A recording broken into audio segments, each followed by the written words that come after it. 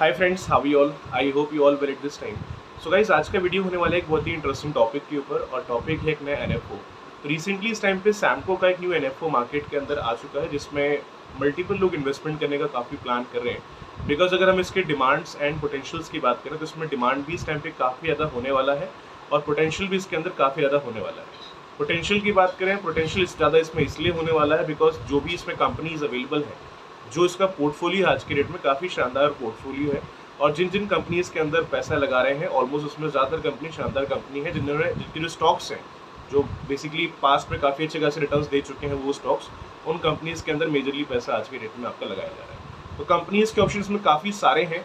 Even अगर आप इनका चार्ट अगर डाउनलोड करना चाहें तो एनएससी की साइट से अगर आप चाहें इनका चार्ट आप डाउनलोड कर सकते हैं, और पूरी इन्फॉर्मेशन आप निकाल सकते हैं कि कितना कंपनी यहाँ पे अवेलेबल है, कितने कंपनी से पैसा लग रहा है, कौन कौन सी कंपनीज होने वाली हैं, सेक्टर कौन कौन से होने वाले हैं। ठीक है, सेक्टर्स की बात करें, इसमें सेक्टर सारे के सारे शानदार हैं। जैसे इंफॉर्मेशन टेक्नोलॉजी है, आपका फाइनेंस सेक्टर अवेलेबल है, ऑटोमोबाइल सेक्टर अवेलेबल है, ऑयल एंड गैस अवेलेबल है, मेटल एंड मिनिंग अवेलेबल है, हेल्थ केयर अवेलेबल है। इसके अलावा और भी मल्टीपल सेक्टर्स अवेलेबल है जहाँ पैसा आपका इन्वेस्टमेंट किया जा रहा है।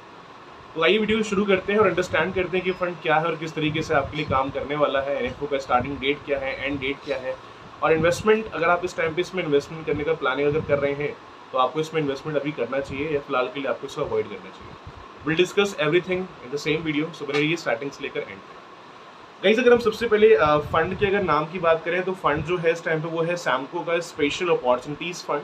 अगर आप गूगल पे अगर जाओगे या फिर म्यूचुअल फंड नॉर्मली अगर आप सर्च करो गूगल पे एनएफओ, अपकमिंग एनएफओ अगर आप सर्च करेंगे तो ऑटोमेटिक इन्फॉर्मेशन आपको मिल जाएगा इस फंड के बारे में। सबसे पहले अगर इस एनएफओ की स्टार्टिंग डेट की बात करें, इसका स्टार्टिंग डेट है 17 मई का। मतलब अगर आप इसको एज एनएफओ अगर अप्लाई करना चाहते हैं तो 17 मई से लेकर के 31 मई तक इसको अप्लाई कर सकते हैं। Again I am telling, starting date इसका 17 मई 2024 है और एंड डेट है 31 मई 2024। अगर आप इसको एज एनएफओ अगर अप्लाई करना चाहते हैं तो इस टाइम पीरियड के बीच अप्लाई कर सकते हैं, 31 से पहले या 17 से 31 तक अप्लाई कर लो, आपको एज एनएफओ ही मिल जाएगा। ठीक है, एनईवी का प्राइस रहेगा आपका 10 रुपये के हिसाब से, क्योंकि अगर आप कोई भी अगर एनएफओ परचेज करते हैं तो एनईवी का प्राइस 10 रुपये के हिसाब से ही रहता है। तो आपको जो यहाँ पे यूनिट्स एलोकेट की जाएंगी, अगर आप 31 तक इसको अप्लाई कर लेते हैं तो 10 रुपये के हिसाब से आपको यहाँ पे यूनिट का अलॉटमेंट मिलेगा। ठीक है, अलॉटमेंट डेट की बात करें, इसका अलॉटमेंट 6 जून का है। मतलब अगर आप इसमें इन्वेस्टमेंट इस टाइम पे कर रहे हैं तो इसका जो अलॉटमेंट है वो इमीडिएटली नहीं मिलेगा। इसका अलॉटमेंट आपको 6 जून तक मिलेगा। चाहे आप 17 को अप्लाई करो चाहे 31 को अप्लाई करो, जो इसका एक्टिवेशन है, जो इसका अलॉटमेंट है वो आपको 6 जून को ही मिलेगा। ठीक है, एक्सपेंस रेशो की बात करें तो इसमें जो एक्सपेंस रेशो होने वाला है, फिलहाल इसका जिक्र इन्होंने नहीं किया है, बिकॉज जब भी कुछ नए एनएफओज मार्केट में जब लॉन्च होते हैं तो कंपनी स्टार्टिंग में कोई जिक्र नहीं करती है कि कितना इसमें एक्सपेंस रेशो होने वाला है। तो एक्सपेंस रेशो का कंफर्मेशन आपको मिल जाएगा, कितना इसमें एक्सपेंस रेशो है, कितना इसमें चार्जेस है। तो हालांकि म्यूचुअल फंड के ज़्यादा चार्जेस नहीं होते हैं, बट स्टिल कंफर्मेशन मैं आपको अभी नहीं दे सकता हूँ। वो कंफर्मेशन जैसे आप एक्टिवेशन हो जाता है आपको वहाँ से मिल जाएगा कितना इसमें एक्सपेंस रेशो होने वाला है। ठीक है, अपार्ट फ्रॉम दिस अगर हम इसमें एग्जिट लोड की बात करें कि इसमें एग्जिट लोड कितना है, तो बेसिकली जो थोड़ा मुझे इसमें ड्रॉबैक इस फंड में ये लगता है, और जो म्यूचुअल फंड्स के फंड हैं, काफ़ी फंड ऐसे होते हैं जहाँ पे एग्जिट लोड होता ही नहीं है। कुछ फंड होते हैं जहाँ पे कुछ एग्जिट लोड 1% होता है, कभी मान लो 30 दिन का क्राइटेरिया होता है, किसी में 1 साल क्राइटेरिया होता है। लेकिन यहाँ पे क्राइटेरिया ये है कि अगर आप विद इन 365 डेज में अगर पैसा अपना विड्रॉ करते हैं, अगर टाइम पीरियड के पहले, अगर मान लो आपने डिसाइड किया कि मेरे को 5 साल के हिसाब से इसमें सेव करना चाहिए, आपने ड्रीम सेट किया कि मुझे 5 साल के बेसिस पे इसको पैसा डालना है, बट मान लो कुछ अगर इमरजेंसी है, you want to withdraw some money, तो विड्रॉ तो कर सकते हैं इसमें से। बट अगर आप 365 डेज के अंदर अपना पैसा इसमें से अगर आप विड्रॉ करते हैं तो यहाँ पे आपका 2% का एग्जिट लोड आपको पे करना पड़ेगा। थोड़ा सा इसमें एग्जिट लोड हाई है और म्यूचुअल फंड्स के मुकाबले में। तो अगर आप इसमें से पैसे अगर बीच में विड्रॉ करते हैं तो लगभग 365 डेज के अंदर अगर विड्रॉ कर रहे हैं तो आपको 2% का एग्जिट लोड यहाँ पर पे करना पड़ेगा। और ये अलॉटमेंट से लेकर 365 डेज है। जब आपको अलॉटमेंट मिलेगा, अलॉटमेंट से लेकर 365 डेज के अंदर अगर आप पैसे विड्रॉ कर रहे हैं, in that case you need to pay 2% exit load from your investments. ठीक है, टैक्सेस की बात करें कि इसमें टैक्स कितना कटेगा जब मेच्योरिटी का पैसा मेच्योर होकर आएगा। It's very important to understand कि हम जो फंड परचेज करने जा रहे हैं उसमें कितने टैक्सेस वगैरह होने वाले हैं।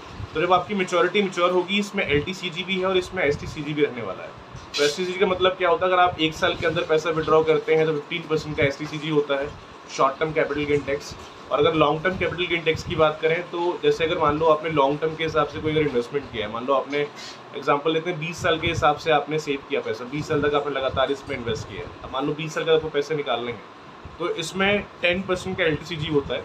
इससे भी क्राइटेरिया होता है कि अगर मान लो एक फाइनेंशियल ईयर में अगर आप प्रॉफिट अगर आपका 1 लाख से अगर ऊपर चला गया है तो प्रॉफिट अमाउंट पे 10% टैक्स पे करना पड़ता है। तो इसकी वीडियो हालांकि स्पेसिफिक एक बार आप जाके टैक्स के ऊपर आप चेक करना, जैसे मैं हर वीडियोस में कहता हूँ कि टैक्स वाला जो पॉइंट एक बार अंडरस्टैंड करना प्रॉपर तरीके से इन्वेस्टमेंट के अलावा कि क्या क्राइटेरिया है, किस तरीके से काम करता है, ताकि मेच्योरिटी के टाइम पे कंफ्यूजन ना हो। इट्स बेटर कि इन्वेस्टमेंट करने के पहले टैक्स वाले जो बेनिफिट है इसको प्रॉपर तरीके से क्लियर कर लें। हालांकि इसकी इन्फॉर्मेशन हमारे मल्टीपल वीडियोज आपको मिल जाएंगी, या अगर आप इंटरनेट पे जाएंगे you can get information about the tax की, किसमें टैक्स के क्राइटेरियाज होते हैं इस टाइम पे म्यूचुअल फंड्स। ठीक है, तो गाइस ये था फंड। एंड अगर हम इसमें पोटेंशियल्स की बात करें कि इसमें पोटेंशियल रिस्क कितना होने वाला है, तो देखिए रिस्क इसमें इस टाइम पे बहुत हाई है। मतलब जो पैसे आप इसमें इन्वेस्टमेंट करने का प्लान कर रहे हैं, रिस्क भी वेरी हाई। एंड अगर पोटेंशियल की बात करें तो पोटेंशियल यहाँ से आपके लिए काफ़ी अच्छा खासा होने वाला है, क्योंकि कंपनीज जो पैसा आपका इन्वेस्टमेंट कर रही है इंडिया की सबसे बेस्ट कंपनीज के अंदर ही पैसा आज के डेट में आपका लगाया जा रहा है। अगर आप कंपनीज की अगर लिस्ट चेक करेंगे तो इसमें काफ़ी सारी कंपनीज अवेलेबल है जहाँ पर ये पैसा आपका इन्वेस्टमेंट कर रहे हैं। ज़्यादातर कंपनी आपको लार्ज कैप की देखने को यहाँ पर मिलती हैं, जिस कारण से रिटर्न का एक्सपेक्टेशन काफ़ी अच्छा खासा एक्सपेक्ट कर सकते हैं। क्योंकि जो कंपनीज पास में जैसे हैं, जैसे आपका HDFC बैंक लिमिटेड हो गया, रिलायंस इंडस्ट्रीज़ हो गया, इन्फोसिस हो गया, जितनी बड़ी बड़ी लार्ज कैप कंपनी है मोस्टली इसके अंदर लार्ज कैप कंपनीज भी आज के डेट में अवेलेबल है जहाँ पर पैसा आपका लगाया जा रहा है। ठीक है, तो पोटेंशियल यहाँ से काफ़ी अच्छा खासा है। But again I am telling before the investment, ये एक रिस्की फंड है, ये कोई गारंटीड फंड नहीं है, ना कोई लो रिस्क फंड है, ये एक हाई रिस्क फंड है, it's very high risk fund. तो इन्वेस्टमेंट करने के पहले एक बार आप अंडरस्टैंड करना कि अगर आप इसमें इन्वेस्टमेंट करने जा रहे हैं तो आप उतना रिस्क ले सकते हैं कि नहीं ले सकते हैं। अगर आप उतना रिस्क अगर ले सकते हैं देन आप इसको लॉन्ग टर्म के लिए इन्वेस्टमेंट करिए। लॉन्ग टर्म के हिसाब से फंड काफ़ी आपके लिए पोटेंशियल हो सकता है। थोड़ा शॉर्ट टर्म के लिए अवॉइड करना है कि शॉर्ट टर्म के लिए आप ना जाओ, क्योंकि शॉर्ट टर्म के हिसाब से जहाँ तक मुझे लगता है कि इसमें इतनी अच्छी ग्रोथ देखने को नहीं मिलेगी। थोड़ा सा आप लॉन्ग टर्म के लिए जाइए तो लॉन्ग टर्म में एक अच्छा खासा आपको ग्रोथ यहाँ देखने को मिल सकता है गाइस। ठीक है, तो आज के लिए बस इतना ही गाइस। फिर भी अगर कोई डाउट मन में अगर आपके हैं regarding this fund, you can raise your question in the comment box. I will try to give the answer as soon as possible. तो मिलते हैं नेक्स्ट वीडियो के अंदर।